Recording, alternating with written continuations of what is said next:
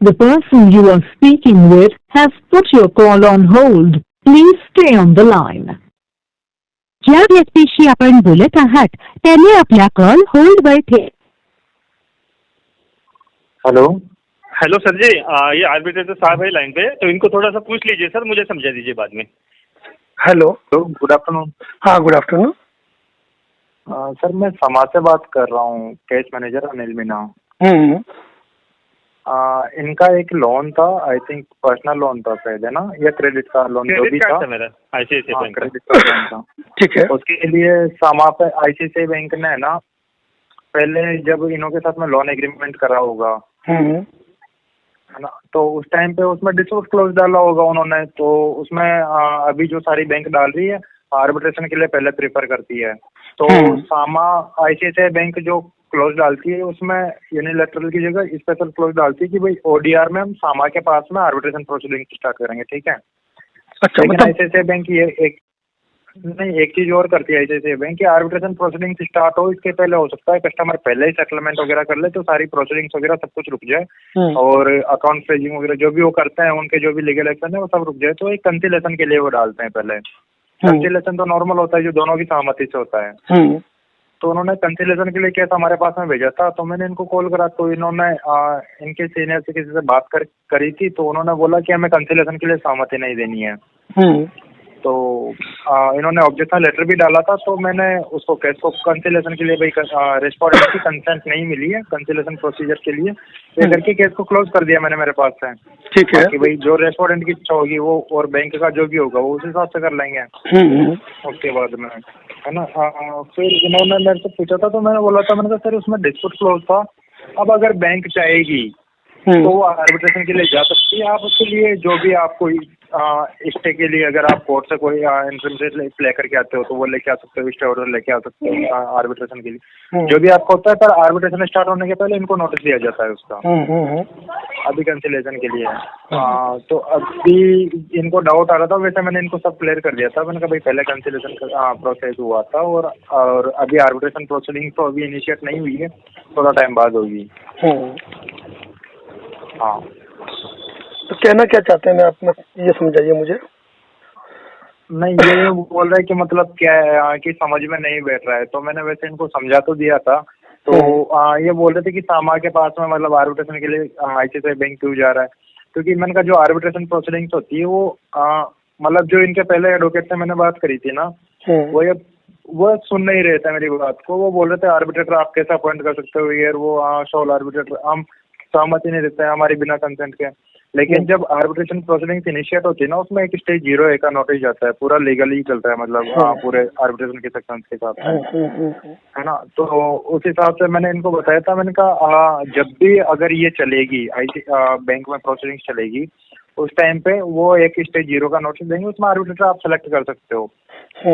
वो सारी प्रोसीडिंग्स मैंने बताई थी। और अगर अभी भी ये कंसिलेशन में पार्टिसिपेट करना चाहते हैं, वैसे मैंने केस को क्लोज कर दिया है, तो एक बार फिर भी मैं सीनियर से बात कर लूंगा। अगर सेटलमेंट करना चाहते हैं भाई कंसिलेशन में, तो दोनों की बात से ही होगा, दोनों सहमत होंगे तभी उस हिसाब से। नहीं तो सेक्शन 11 सेक्शन 12 के हिसाब से इसमें आर्बिट्रेटर अपॉइंट होता है, और 12(1) के और 12(5) के क्लॉज के हिसाब से इसमें आर्बिट्रेटर को चैलेंज कर सकते हैं। ये 5 दिन का टाइम उसका भी होता है इनके पास में, भाई आर्बिट्रेटर ये नहीं चाहिए, हमें दूसरा चाहिए। जब भी आर्बिट्रेशन प्रोसीडिंग इनिशिएट होगी, फिर 23 सेक्शन 23 आर्बिट्रेशन कंसिलेशन के हिसाब से क्लेमेंट रिप्लाई फाइल कर देता है, अपने क्लेम को फाइल कर देता है, और 23 के हिसाब से इनके पास में भी रहता है कि ये अपने डिफेंस फाइल कर सकते हैं उसमें। और उसके बाद पार्टिसिपेट नहीं करते तो एक्स पार्टी ऑर्डर हो जाता है, और अगर पार्टिसिपेट करते कंटेस्टेड करते तो आर्बिट्रेटर दोनों को देख करके जो भी अवार्ड रिजर्व कर देता है, एंट्री ऑर्डर पास कर देता है, उसके बाद में अवार्ड पास हो जाता है स्टेज 5 पे जाकर के। तो सर एक छोटा सा प्रश्न पूछूंगा कि सामान्य आज तक आईसीआईसीआई के कितने अवार्ड खारिज किए, मतलब ये रेस्पोंडेंट के पक्ष में किए? सर देखिए एग्जैक्टली डाटा तो मेरे पास में नहीं है, बट सामा आईसीआईसीआई बैंक के काफी सारे केसेस सोल्व कर चुका है, क्योंकि एक ही केस मतलब वो अवार्ड केस सोल्व करना अलग चीज होता है। अगर किसी रेस्पोंडेंट ने सहमति दी और आर्बिट्रेशन के प्रोसेस किए, तो क्या 25% आप क्या मतलब रेस्पोंडेंट के पक्ष में किए आपने? सर काफी सारे हैं जो रेस्पोंडेंट के पक्ष में भी गए हैं। क्योंकि एक बात बताऊं मैं आपको, सामा के मैटर में क्या है, सामा जब भी आर्बिट्रेशन का नोटिस जारी करता है ना, लोगों के ऑब्जेक्शन के बाद भी आर्बिट्रेटर अपॉइंट कर ही देता है। और आर्बिट्रेटर अपॉइंट करने के बाद भी लगातार ऑब्जेक्शन देने के बाद भी सेक्शन 17 के इंटरिम अवार्ड पास कर दिए। हाँ, नहीं सर, आर्बिट्रेशन में ऑब्जेक्शन सिर्फ वो आर्बिट्रेटर अपॉइंटमेंट को चैलेंज के लिए देते हैं, और अपॉइंटमेंट चैलेंज के लिए देते तो आर्बिट्रेटर उसमें चेंज किया जाता है, क्योंकि पैनल ऑफ। नहीं सर, एक बात बताऊं ना, आपने कितनी बड़ी बात कही, बहुत बड़ी बात कही कि आईसीआईसी बैंक के साथ इनका जब कॉन्ट्रैक्ट साइन हुआ तो आपने पहले ही लिख दिया था कि सामा को चूज किया जाएगा, तो आईसीआईसी बैंक ने सामा का ही नाम क्यों लिखा? सर, सामा का ही नाम इसलिए लिखा होगा क्योंकि इनका बिजनेस टर्म होगा, कुछ ना कुछ होगा। नहीं, वो नहीं इंडिया में जो एक्चुअली क्या होता है मैं आपको बताऊं, क्योंकि आप भी अगर केस मैनेजर हो तो लो एजुकेटेड होंगे। हाँ, तो इतना तो जानते होंगे कि आर्बिट्रेशन एक्ट मतलब सामा जो भी है वो कानून से बड़ा तो है नहीं, ना आईसीआईसी बैंक कानून से बड़ा है। जब आर्बिट्रेशन एक्ट में ही प्रावधान है कि सहमत भाई दोनों ही पक्षों की सहमति से अपॉइंट होगा आर्बिट्रेटर, ऐसी स्थिति में यदि आप कोई क्लोज एग्रीमेंट में डाल भी देते हो तो आपका totally agreement null and void हो गया ना। नहीं सर, आर्बिट्रेटर दोनों पक्षों की सहमति से होगा, तो आर्बिट्रेटर अपॉइंट करने के लिए पहले दोनों पार्टी से सहमति ली जाती है कि कौन सा आर्बिट्रेटर आपको सेलेक्ट करना है। नहीं, जब आपने आर्बिट्रेटर जो पैनल होता है ना, पैनल ऑफ आर्बिट्रेटर, उसमें से उनकी सारी लिस्ट ली जाती है, उनकी क्वालिफिकेशन बताई जाती है कि कितने अवार्ड वो लगभग कर चुके हैं, कितने केसेस दे चुके हैं, उन सबका पैनल। लेकिन ये जानकारी कभी नहीं दी जाती है कि उन्होंने रेस्पोंडेंट के पक्ष में कितने डिसीजन किए। हाँ सही, ये जानकारी कभी नहीं दी जाती है, क्योंकि जो आर्बिट्रेटर ट्रिब्यूनल अपॉइंट किया जाता है ना, वो केवल और केवल वित्तीय संस्थान के पक्ष में ही आदेश करता है। हाँ, बट अगर मतलब और सबसे बड़ी आपकी सामा की दिक्कत क्या है मालूम है? हाँ, सामा ने अपने पहले नोटिस में जितने भी एड्रेस दिए, आपके एक जरोखा का जिक्र था उसमें, वहां पे जितने भी ऑब्जेक्शन लोगों द्वारा भेजे गए वो वापस आ गए। आप अपने नोटिस में गलत पता क्यों लिखते हो? सर वो जो कोरेस्पोंडेंस एड्रेस है ना, वो भी उसमें मेंशन है, वो एड्रेस दूसरा था। नहीं तो गलत एड्रेस नहीं लिखा जाना चाहिए ना। एक्चुअली कई आर्बिट्रेटर ट्रिब्यूनल हवा में आर्बिट्रेशन कर रहे हैं, अपना पता तक गलत लिख रहे हैं, उन पे क्या भरोसा करें? सर वो एड्रेस चेंज हो चुका है, और वैसे भी ओडीआर प्लेटफॉर्म था तो सारे सबमिट मतलब ऑफलाइन उसको रिप्लाई नहीं करके ऑनलाइन भी सारे रिप्लाई। सर पार्टियों को आजकल आता क्या है, मैं क्या कह रहा हूँ, इतने डिजिटल फ्रॉड हो रहे हैं कि वो किस प्लेटफॉर्म पे भरोसा करे? सर प्लेटफॉर्म के बारे में सारी जानकारी इसका मतलब उनको दी जा चुकी है। नहीं, मैं क्या कह रहा हूँ, इतने फ्रॉड हो रहे हैं, भारत सरकार खुद भी कहती है क्या कि डिजिटल प्लेटफॉर्म से दूर ही रहे। हाँ, लेकिन जो सामा का प्लेटफॉर्म है सर, इसका तो मिनिस्ट्री ऑफ लैंड जस्टिस ने अप्रूव करा है। सर मैं क्या कह रहा हूँ, सारे कहीं न कहीं से अप्रूव्ड ही होते हैं। अगर सारे कहीं अप्रूव्ड है तो फिर आपका सामा, सुनिए ना, फिर आपका सामा ऑब्जेक्शन देने के बाद भी इंटरिम अवार्ड पास करके लोगों के अकाउंट क्यों होल्ड करवा रहा है, जबकि लोग अपने ऑब्जेक्शन फाइल कर चुके होते हैं? ऑब्जेक्शन वो आर्बिट्रेशन के लिए फाइल। अच्छा एक बात बताओ, आप मेरी बात अपने सीनियर तक या मेन सामा के अधिकारियों तक पहुंचा सकते हैं? हाँ पहुंचा सकता हूँ सर, आप प्लीज बताइए। आप नोट डाउन करें, मैं बहुत बड़ी बात बताने वाला हूँ, बहुत बड़ी बात। एक सेकंड में नोट डाउन, एक सेकंड में डायरी करता हूँ।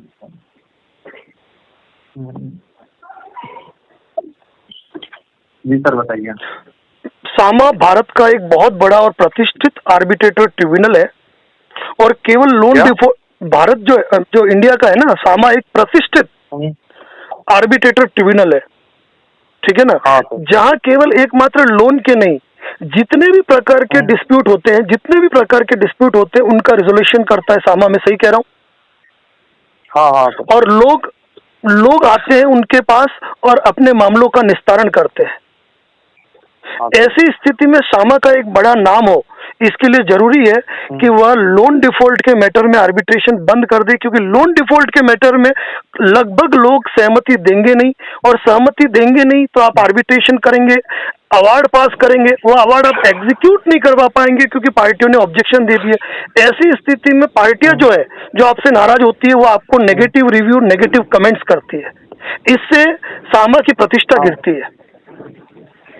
हाँ सर। तो मेरा सजेशन ये रहेगा कि लोन डिफॉल्ट के मैटर में मतलब आर्बिट्रेशन पर अपॉइंटमेंट आते ही आर्बिट्रेशन प्रोसेस क्लोज करके पार्टी को भेज देना चाहिए कि भाई हम इसमें मेरिट पे कोई बात नहीं करते हुए कंसर्न न मिलने के हिसाब से हम आर्बिट्रेशन प्रक्रिया को बंद करते हैं। ये मेरा सुझाव है, आप सामा को दीजिएगा, क्योंकि बड़े बड़े बिजनेस डिस्प्यूट उनके द्वारा निपटाए जाते हैं। केवल लोन के मैटर में अगर जबरन आर्बिट्रेशन करेंगे, जबरन अवार्ड पास करेंगे तो अपनी रेटिंग डाउन होगी। हाँ सर, ये सही बात है। ठीक है ना। और बिलाल इनके मैटर में मैं यही कहूंगा, इनके मैटर में यही कहूंगा कि आईसीआईसी बैंक के कस्टमर केयर पे हम इनकी तरफ से एक लोन सेटलमेंट रिक्वेस्ट का प्रस्ताव हम भेज देंगे, ठीक है, लेकिन आर्बिट्रेशन पे सहमति नहीं दे रहे। नहीं, मैं आर्बिट्रेशन में सर अभी प्रोसेस चला भी नहीं था। नहीं चलेगा भी तो सर मैं क्या कह रहा हूँ, आपने जो बहुत बड़ी बात कह दी कि एग्रीमेंट के अंदर ही उन्होंने सामा का नाम लिख रखा है, तो हम हमारे लिए तो भरोसा करने की बात ही नहीं रही, क्योंकि आईसीआईसी का सामा से एक अच्छी बिजनेस डील है। सामा का या तो सामा का क्लोज डाल रखा है कुछ नए वाले में तो, और बाकी पुराने वाले जहाँ तक जो है उनमें आर्बिट्रेशन का डाल रखा है, ओडीआर का, मतलब ऑनलाइन नहीं, भले ओडीआर का डाल रखा है, के पास जाए, वेब नहीं के पास जाए, कैडर के पास जाए, कोई दिक्कत नहीं सर, किसी के पास भी जाए। मैं क्या कह रहा हूँ, जितने भी आर्बिट्रेटर ट्रिब्यूनल आज की तारीख में लोन डिफॉल्टर को जबरन आर्बिट्रेशन कर रहे हैं ना, पब्लिक उनके नेगेटिव रिव्यू करती जा रही है और ओडीआर पे एक बहुत बड़ा खतरा उत्पन्न हो रहा है। सर हाँ, काफी ज्यादा के हमें पॉजिटिव रिव्यू भी मिले थे, बट आप समझ पा रहे हो, जैसे जो भी चल रहा है सारा आर्बिट्रेशन के एक्ट के हिसाब से चलता है। भाई ऑब्जेक्शन फाइल आर्बिट्रेशन एग्रीमेंट में जब मान लो अगर इन्होंने कुछ साइन करा है, मैं एक बार इन रेस्पोंडेंट को नहीं करके मैं पर्सनली, ताकि अगर मैं गलत हूँ तो मैं सीखने को मिलूँ, मेरे को सीखने को मिले, क्योंकि आप मेरे सीनियर हैं। जी बताए, है ना। तो जैसे मतलब अगर मैं गलत हूँ तो मुझे सिखाना होगा सही करना। जैसे मान लीजिए कोई एक एग्रीमेंट करता है कि अपन दोनों का अगर कोई डिस्प्यूट होता है तो अपन आर्बिट्रेशन में जाएंगे, ठीक है। उसमें आर्बिट्रेटर को अपॉइंट करने के लिए दोनों को अपॉर्चुनिटी मिलती है कि दोनों ने कौन सा आर्बिट्रेटर सेलेक्ट करा। अगर सेलेक्ट कर लिया तो ठीक है, अगर नहीं करता है तो फिर वो उनके पैनल से करता है, जिसको भी आप चैलेंज कर सकते हैं ना। तो आर्बिट्रेटर अपॉइंट हो गया, फिर उसके बाद में आर्बिट्रेशन को चैलेंज कैसे कर सकते हैं अपन, फिर कि हमें आर्बिट्रेशन प्रोसीडिंग से नहीं करनी। मैं एक बात कह दूं आपको सर, बहुत बड़ी बात कह रहा हूँ। अभी हाल में आपने बॉम्बे हाई कोर्ट का एक डिसीजन सुना होगा जो ओडीआर प्लेटफॉर्म पे मैटर में ही था, जो रेडियंस वर्सेस यस बैंक का था। सामा का ही केस था और सामा के पक्ष में आया था उसका डिसीजन। नहीं खारिज किया था श्रीमान खारिज किया था। और दूसरी बात ये है, मैं आपको बता दूं, Indian contract act section 2 subsection G के अंतर्गत ऐसा कोई एग्रीमेंट यदि आप पार्टी के साथ कर भी देते हो ना, जिसमें आप पार्टी के सिग्नेचर करवा देते हो और जो एक्ट अकॉर्डिंग नहीं है, तो वो नल एंड वॉइड है। तो एग्रीमेंट ही नल एंड वॉइड हो गया। ऐसी स्थिति में यदि आप अवार्ड, कई बार आप सामा अवार्ड पास करता है, लोग मुझे पूछते हैं क्या करना है सर, मैंने ऑब्जेक्शन दे रखे हैं, तो मैं कहता हूँ कुछ नहीं करना है, शांति से बैठे रहना है, क्योंकि सेक्शन 9 एग्जीक्यूशन के लिए इनको जिला कोर्ट आना है, और जिला कोर्ट में जब आपने आपत्ति दे रखी है तो वैसे ही एग्जीक्यूट नहीं होगा, घर का चम्मच नहीं उठता है। हाँ, अगर डिस्ट्रिक्ट कोर्ट में पहले से ही केस चल रहा है और आपत्ति चल रही थी तो फिर वो डिस्ट्रिक्ट कोर्ट भी स्टे ऑर्डर हमें दे देता है, तो फिर उसके बाद में स्टॉप आर्बिट्रेशन। नहीं आप नहीं समझ पाए। आप यदि फाइनल अवार्ड पास कर भी देते हैं तो उस अवार्ड को एग्जीक्यूट कराने के लिए आपको डिस्ट्रिक्ट कोर्ट आना पड़ता है, और डिस्ट्रिक्ट कोर्ट हमें समन करती है, हमारे घर का चम्मच नहीं उठाया जा सकता है, हमें समन करती है, और हम जब अपने ऑब्जेक्शन पेश करते हैं कि भाई हमने तो लगातार ऑब्जेक्शन दिए थे, तो सीधा वो सेक्शन 9 का प्रार्थना पत्र खारिज होता है, डिसमिस होता है। और आज की तारीख में जितने भी आर्बिट्रेटर ट्रिब्यूनल बने हुए हैं ना, क्या सब ऑब्जेक्शन के बाद आर्बिट्रेशन करके बैठ रहे हैं, रिकवरी एजेंटों के हाथ में आर्बिट्रेशन के अवार्ड पकड़ा रहे हैं, और होते लास्ट में सेटलमेंट ही है। सर वो मतलब मैंने भी जितने मोस्टली केस देखे हैं, जैसे अभी मेरे पास में आर्बिट्रेशन की जितने भी एक्टिव केसेस है ना, हमें भी काफी सारे रेस्पोंडेंट होते हैं जो पहले कंसिलेशन के टाइम पे ऐसा अवेयर नहीं है, या उनकी फाइनेंशियल सिचुएशन उस टाइम पे वो वैसे नहीं थी, कोई मेडिकल इशू था, तो फिर वो बोलते हैं कि हमें तो अभी भी सेटलमेंट करना है। आर्बिट्रेशन सेटलमेंट तो करना ही है, मैं क्या कह रहा हूँ, अंतिम विकल्प ही सेटलमेंट है, लेकिन एक्चुअली मैं क्या कह रहा हूँ, फिर हम उनको ये कहते हैं आर्बिट्रेशन प्रोसीडिंग्स में, मैंने कहा सर मैं एज ए केस मैनेजर या सामा आपके सेटलमेंट में हेल्प नहीं कर सकता भाई, आप सेटलमेंट, क्योंकि आर्बिट्रेशन प्रोसीडिंग से तो लीगल कंसिलेशन में कर सकता था, अगर आप अभी भी सेटलमेंट करना चाहते हैं तो मैं एक काम ये कर सकता हूँ कि जो बैंक के रिप्रेजेंटेटिव है उनके मैं नंबर या ईमेल आईडी वगैरह कॉन्टेक्ट डिटेल्स आपको प्रोवाइड करवा देता हूँ, आप उनसे बात करके सेटलमेंट कर लीजिए। आर्बिट्रेशन में तो होता है, कंसिलेशन में ये होता है कि रेस्पोंडेंट बोलता है कि सेटलमेंट करना है, तो मैंने कहा ठीक है, क्योंकि कंसिलेटर के पास में वो डिसीजन नहीं, वो राइट नहीं होता कि किसी को एक को गलत और एक को सही बता पाए। तो कंसिलेटर दोनों से बात करके जहाँ पर भी सही होता है तो देखो सर, एग्रीमेंट कंसिलेशन में क्या होता है, हम उंगली पकड़ रहे हैं, कंसिलेशन में हम सहमति देके हम डायरेक्ट हाथ पकड़वा रहे हैं कि आपको आगे के अधिकार। जब हमने कंसिलेशन पर ही परमिशन ग्रांट नहीं की तो हम आर्बिट्रेशन पे करने वाले ही नहीं है। हाँ वो तो सही है, मैंने उसमें डाल दिया था वैसे जो ऑब्जेक्शन का था वो उन्होंने लेटर अपलोड कर। कोई दिक्कत नहीं, मेरी किसी बात को आप माइंड मत कीजिए, लेकिन मैं कहूंगा कि सामा को आप मेरा एक प्रस्ताव जरूर आगे भेजिए। तो मुझे खुद को कि लोन के मैटर में जितने भी आर्बिट्रेटर ट्रिब्यूनल है ना, इनको हाथ खींच लेना चाहिए, क्योंकि उनका नाम, उनका पब्लिक रेटिंग उनकी खराब होती जा रही है। हाँ, क्योंकि सामा इंडिया का सेकंड ओडीआर प्लेटफॉर्म था और अभी इंडिया का सबसे लार्जेस्ट ओडीआर प्लेटफॉर्म है। मैं मानता हूँ ना सर, और नाम खराब होता है, लेकिन और सामा ने नो डाउट काफी कुछ में, तो जैसे एमपी पुलिस प्रोजेक्ट में खुद में केस मैनेजर था, तो उसमें काफी मतलब घर टूटने से भी बचाया, काफी डाइवोर्स। मैं वही तो कह रहा हूँ सर, इतना बड़ा आपका नाम है, इतना बड़ा आपका प्रोजेक्ट है, माननीय हाई कोर्ट और सुप्रीम कोर्ट के रिटायर्ड जजेस आपके पैनल में है, आपके साथ सजेशन में है। हाँ बिल्कुल बिल्कुल। तो ऐसी स्थिति में सर, ऐसी स्थिति में अगर किसी ने आर्बिट्रेशन पे आपत्ति दी है तो आपको बंद कर देना चाहिए, क्योंकि नेगेटिव पब्लिक रिव्यू वास्तव में दुनिया में कितनी भी बड़ी हस्ती क्यों नहीं हो, सबके लिए खराब है। अभी आईसीआईसीआई बैंक का मेरे अंडर में भी काम करता हूँ और केस मैनेजर भी काम करता हूँ, तो जो भी ऑब्जेक्शन आता है ना उसमें मैं स्टॉप आर्बिट्रेशन का टैग डालता हूँ। टैग डालने के बाद में बैंक या आर्बिट्रेटर बैंक उसका रिप्लाई करती है, मतलब कि क्यों ऑब्जेक्शन करा है, तो वो आ गया ऑब्जेक्शन का रिप्लाई करेंगे। जैसे इन्होंने बोला कि मैं नहीं देता हूँ इसी कारण से, क्योंकि रीजन ये बताएंगे, ठीक है, फिर बैंक उसका रिप्लाई देगा, फिर ये उसका रिप्लाई फाइल कर सकता है। नहीं सर, एक बात ध्यान रखिए, मैं आपको बहुत बड़ी चीज क्लियर करता हूँ आज इस मैटर में। अगर आपने कोई आर्बिट्रेशन प्रक्रिया चलाई है, आपने मान लीजिए सेक्शन 21 का नोटिस दिया, हमने सेक्शन 21 के नोटिस पे अपनी आपत्ति दे दी, हमने अपना ऑब्जेक्शन दे दिया, और उस ऑब्जेक्शन पर यदि आईसीआईसी बैंक कोई रिजॉइंडर फाइल करता है, अपना जवाब फाइल करता है, तो हमको उसको क्रॉस करना आवश्यक नहीं है। हाँ, नहीं क्रॉस करना आवश्यक नहीं है, बट वो एक क्लेरिफाई कर देता है। नहीं, हमको क्रॉस करना इसलिए आवश्यक नहीं है क्योंकि हमने जो ऑब्जेक्शन दिया है वह आर्बिट्रेटर ट्रिब्यूनल और आर्बिट्रेटर को दिया है, हमने आईसीआईसी को जवाब ही नहीं दिया है। तो जब हम ऑब्जेक्शन दे रहे हैं तो हमको रिजॉइंडर का रिप्लाई करने की आवश्यकता नहीं है। हाँ, अब इसमें जो मेरी ड्यूटी है ना एज ए केस मैनेजर, मेरा तो इतना होता है कि मैं रेस्पोंडेंट को, भाई बैंक को तो रिप्रेजेंट करने वाले लीगल मैनेजर्स होते हैं, तो उनको तो समझाने की जरूरत नहीं कि क्या है क्या नहीं है। रेस्पोंडेंट एक टेक्नोलॉजी में इतना नहीं होता, तो रेस्पोंडेंट को केस मैनेजर की ड्यूटी होती है कि रेस्पोंडेंट को नहीं।